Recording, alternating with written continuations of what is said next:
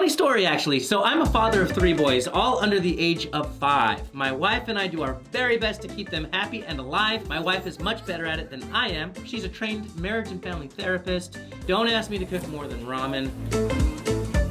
As all parents, sometimes we make mistakes, but on one particular day, my parenting mistake went viral. We were at the trampoline gym and I saw this apparatus. It kind of looked like the Blob from Heavyweights, you know? You jump on one end, the person on the other end goes launching. So I call my 2-year-old son, Tristan, over and say, Daddy's got a great idea. We get him in position. I say to Tristan, don't worry, Grandpa's going to catch you.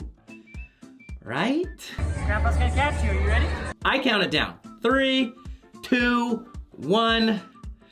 You can probably guess what happens next. 3, 2, 1. Oh my gosh! Again in slow motion.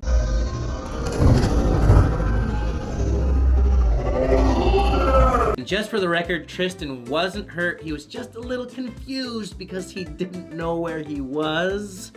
We showed him the video later and he couldn't stop laughing. I'm a rocket! Now because he wasn't injured and it was kinda laughable after the fact, I shared it on my Instagram.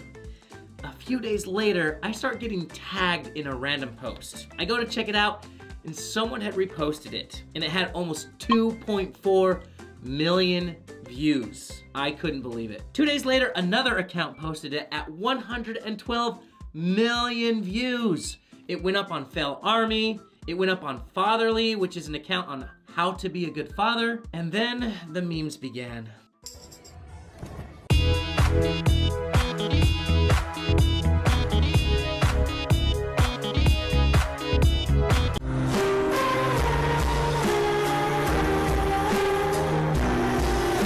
And that was just social media. I started getting calls from production companies to license the clip. It was on the Today Show twice. This is young Tristan. It's the best one we've ever done. He was having a blast. He was at the trampoline park when his dad decided to give him a little boost to help him out. Take a look.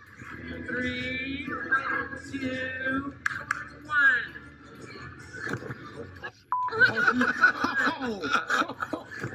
1. It was on Ridiculousness, a personal favorite. Oh my gosh! Alright, come here! Come here!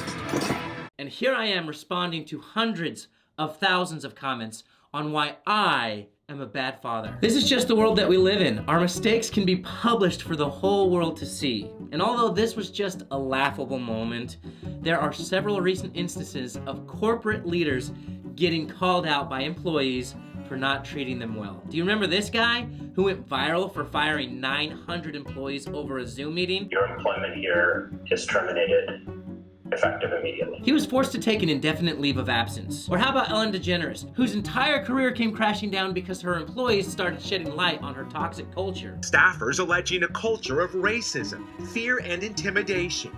BuzzFeed says 36 former employees also allege harassment and sexual misconduct from top producers. This is not uncommon. For CEOs like Travis Kalanick from Uber, Steph Corey from Away, and Ron Gutman from HealthTap, they sell a vision of inclusion and well-being, but current and former employees are stepping up to say these leaders masked a toxic work environment and thus were forced to step down.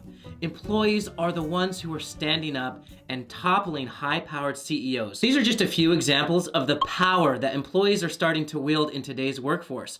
They aren't putting up with less than ideal work conditions and are starting to dictate the terms of their employment.